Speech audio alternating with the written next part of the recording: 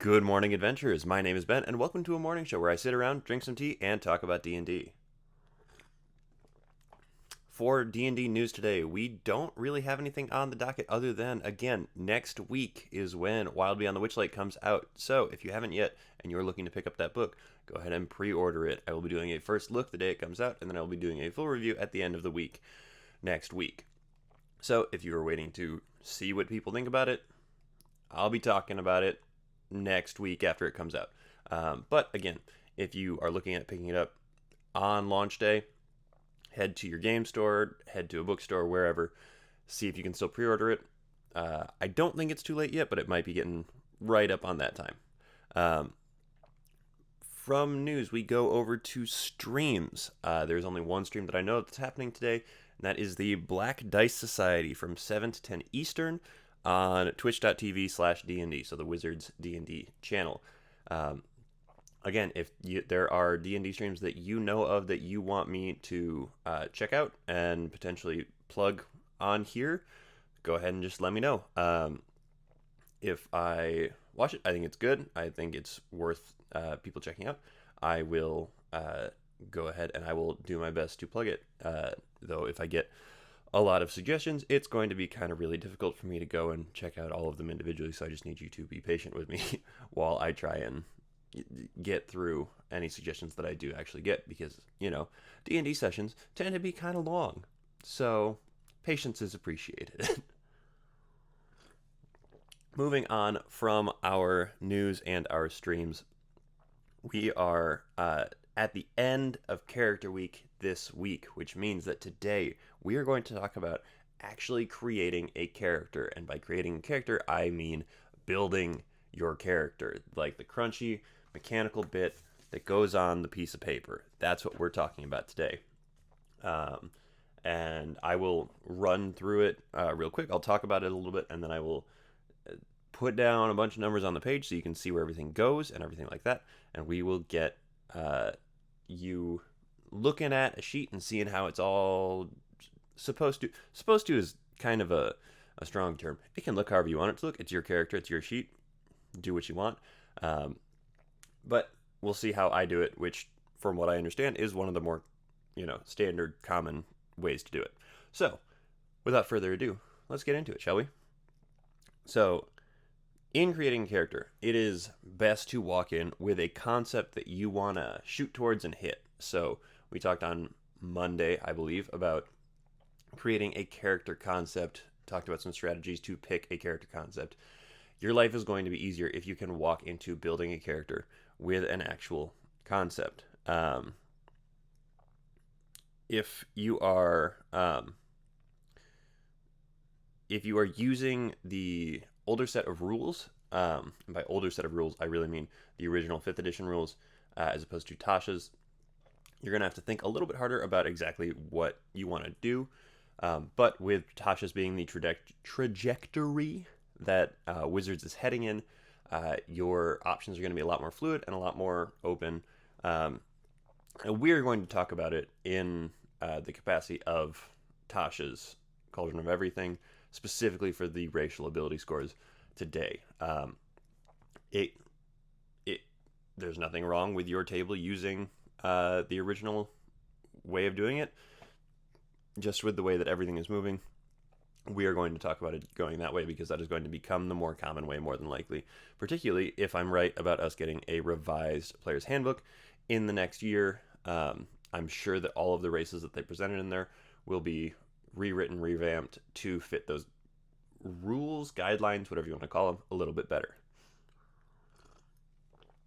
So, when you are building a character, there are 3 major things that you need to decide on. You need to decide on your race, your class, and your background. They all will play into your concept to varying degrees, but it is usually easiest to lead with your race when you're actually going through and creating this character, in part because that is the order that is presented in the book. It goes race, then class, then background, in that order.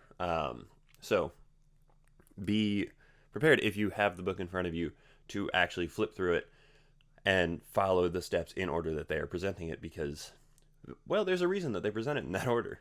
Um, I like to, before you even get into uh, choosing all of that stuff, roll out your ability scores. Pick your ability scores, assign, well, don't assign your ability scores necessarily yet, unless that is the way that your table is doing it. Um, there are a ton of different ways to roll ability scores, to figure out your ability scores.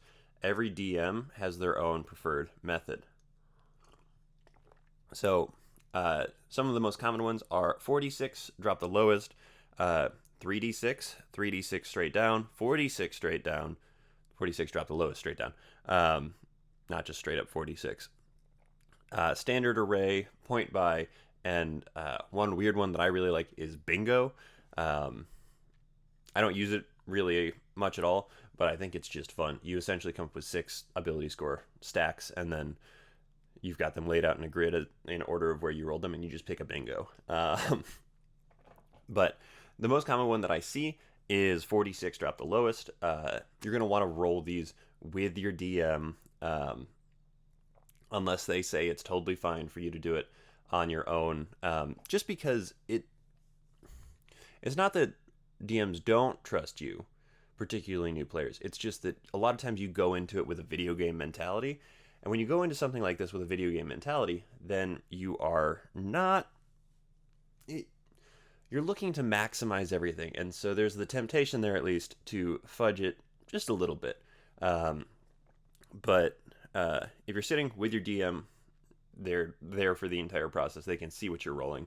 And so there's no room for messing around. Also, if you roll horribly, you can look at your DM and be like, so what do I do? And they can tell you to increase one of the scores by X amount, re-roll this one, re-roll whatever, if they are taking, pity on your soul. But 46 drop the lowest is the one that I see the most often. It gives you a maximum of 18 and a minimum of, 6, obviously. Or not 6, 3. Oh, excuse me. Sorry about that. So, 3, not 6. I can do math. For the purposes of what I'm doing today, when I actually go through and I build up this character really, really fast for you, I'm going to be using standard array just because it's the fastest one to do. I'm very, very familiar with it. And so I will talk through how that works, but know that it is not the only way to do it. In fact, the majority of people like rolling their scores from what I can tell because it adds some variation, and it's one of the more exciting parts of actually building a character because it's part of the only thing in it that's really random. And the game is about dice, and that makes it random. So moving along to the 3 main pillars of what you're getting out of this, your race is going to give you ability score improvements, your size, your speed, languages, some proficiencies, and any special features. Ability score improvements are modifications to those numbers that you're going to be rolling. Your size, usually, almost always is going to be medium. On occasion, it will be small. Almost never is it large. I don't know that there is a player race that's large. I don't think there is, but there might be. It would only be one, though.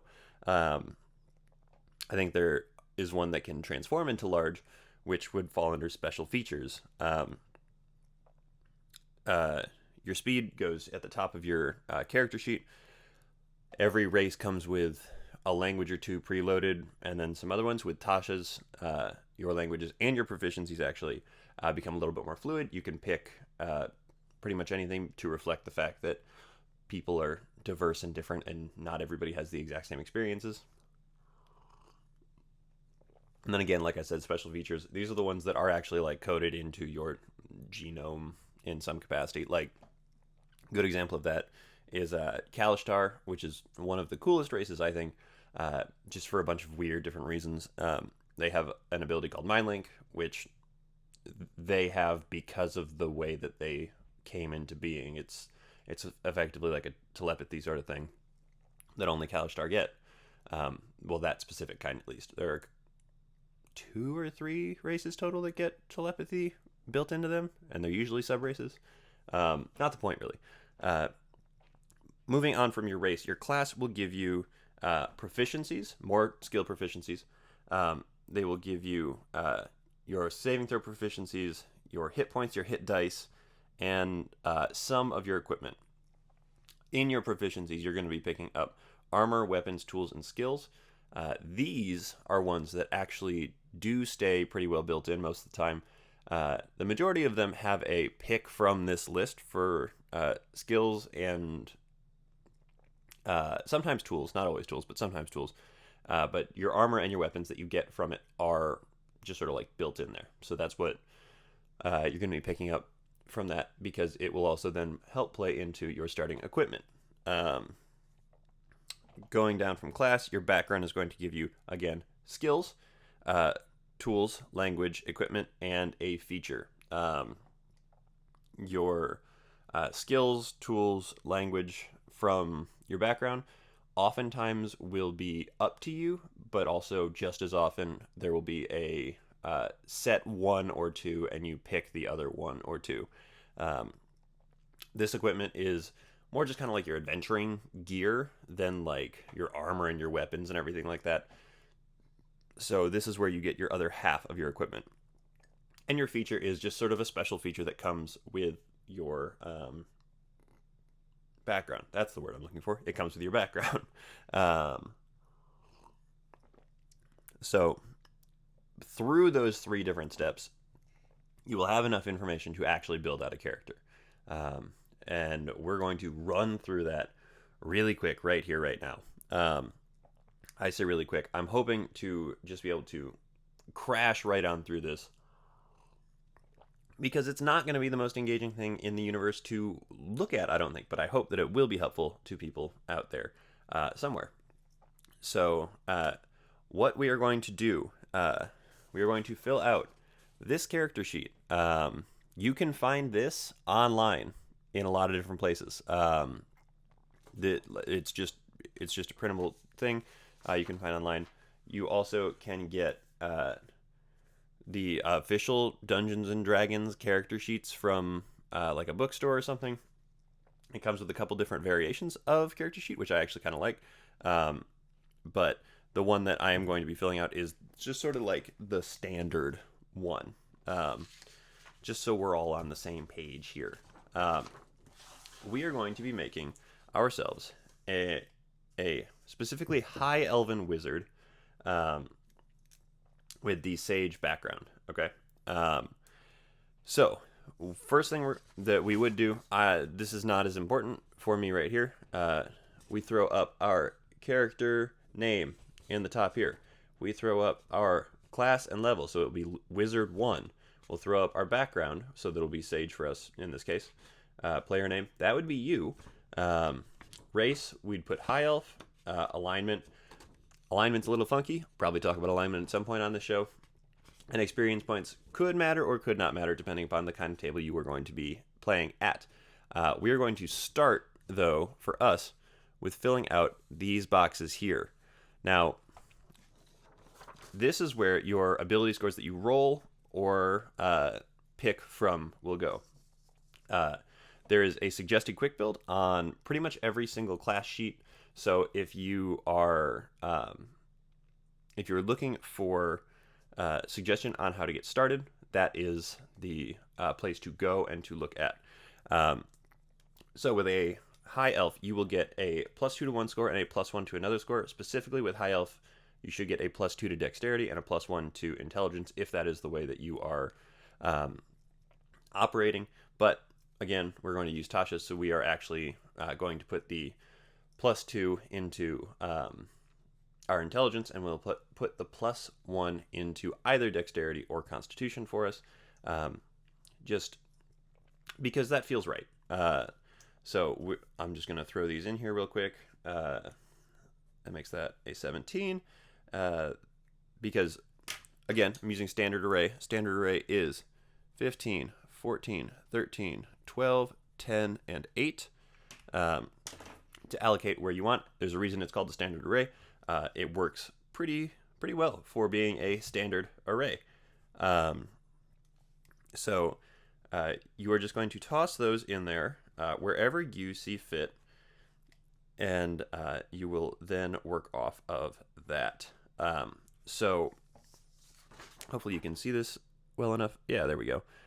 So there are people in the world who will fight to the, well, not to the death. They will die on the hill of the big scores go in the big boxes and the modifiers go in the little bubbles, or the modifiers go in the big boxes and the scores go in the little bubbles. It doesn't matter. I prefer putting the big scores in the big box, but whatever makes your life easier when you're trying to play the game is the way that you should do it, because you're the one that has to look at the character sheet, not everybody else. So do what makes your life easier, please God. So with that figured out, we will get our ability scores with the modifiers laid out in those boxes there, and we will move on to the next part of getting stuff from our race. So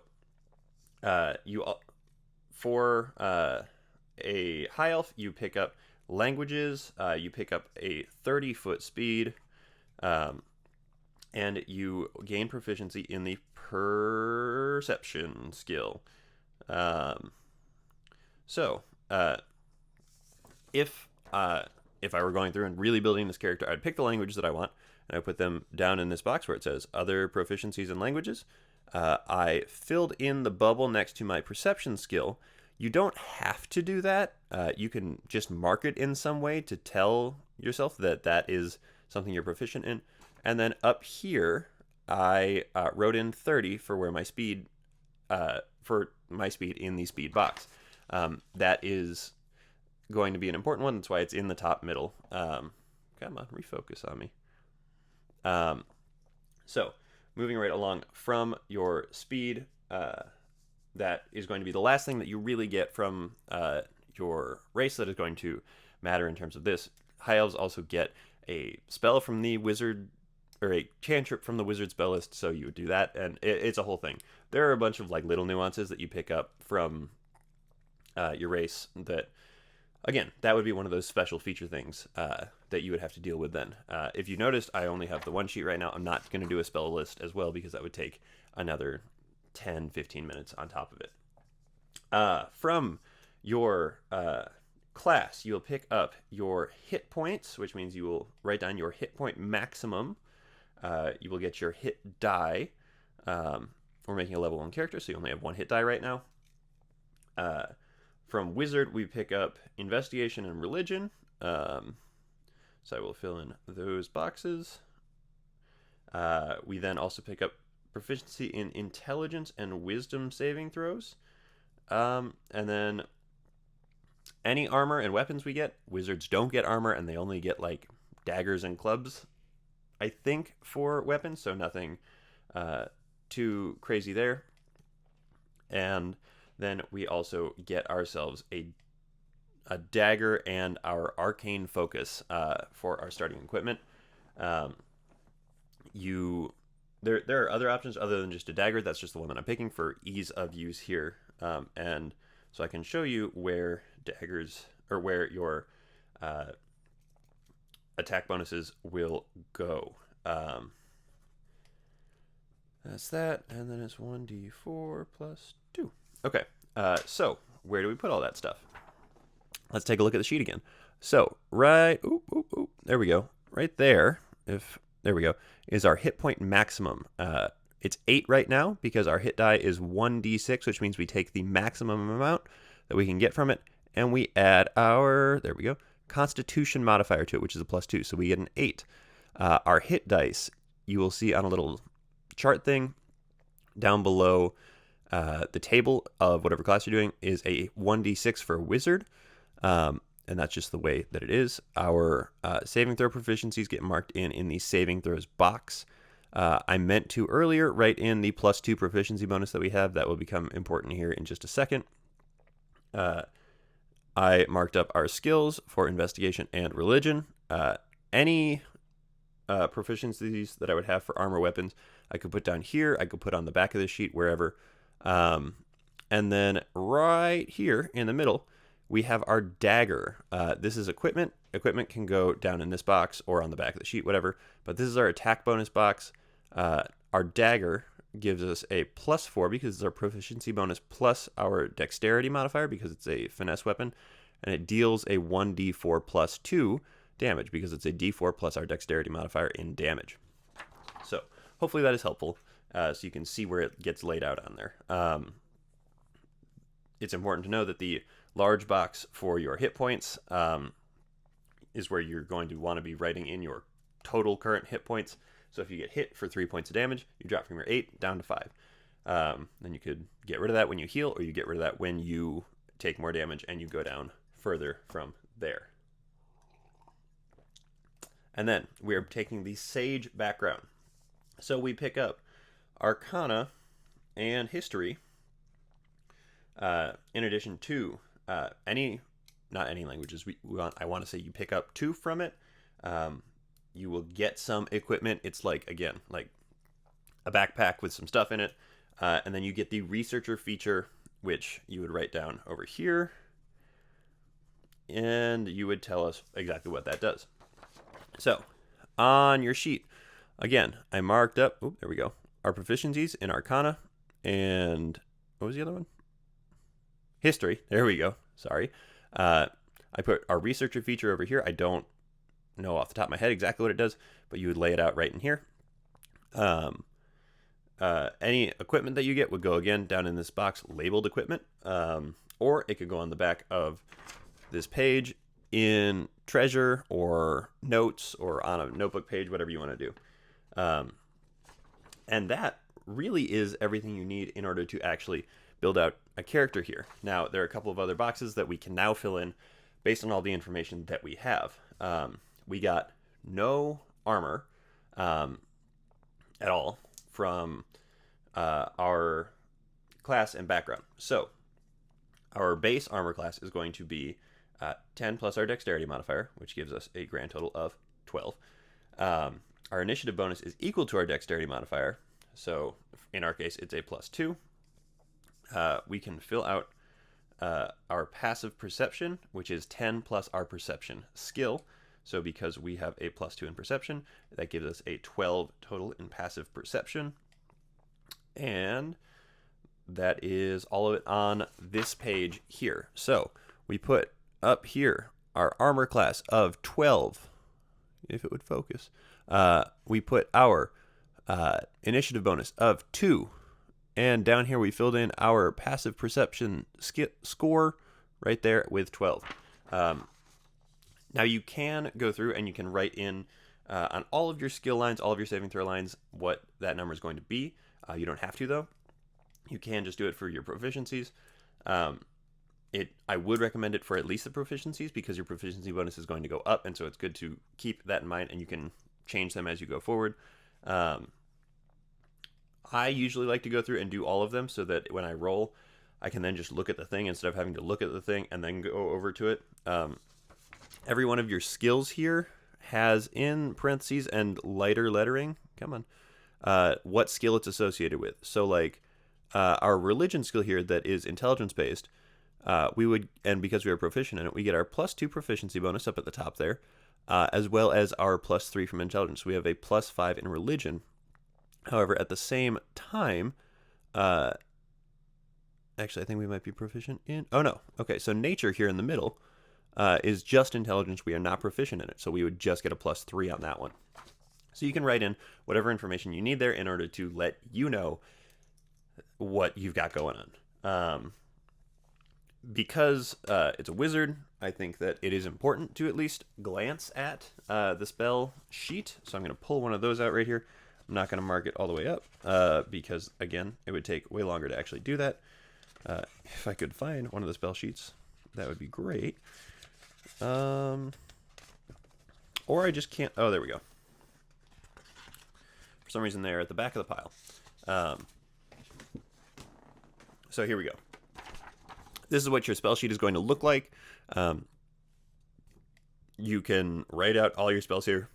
If you are a wizard, or actually really anybody that is a prepared or a prepared caster type thing, even though wizards are like prepared adjacent, I would recommend getting like a notebook or something to write all your stuff down in. But your spells, that you learn can go in here. It has your different spell levels. You have your slots total and your slots expended. There, these are your cantrips up here. And this is where you would write out all the spells that you have. And then you can mark it as prepared by filling in this little circle here if you want to, or you can do it in some other way. Up here, your spellcasting ability is the score that your class uses to cast spells.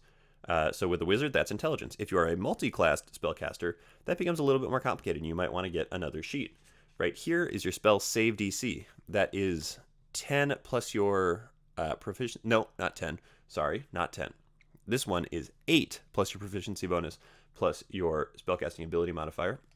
So for our wizard, it would be a grand total of 13 because it is 8 plus 2 for our proficiency and plus 3 for our intelligence. And over here is your spell attack bonus, which is just your proficiency and your spellcasting modifier. So for us, that would be plus 5 total because we have a plus 3 in intelligence and a plus 2 proficiency bonus.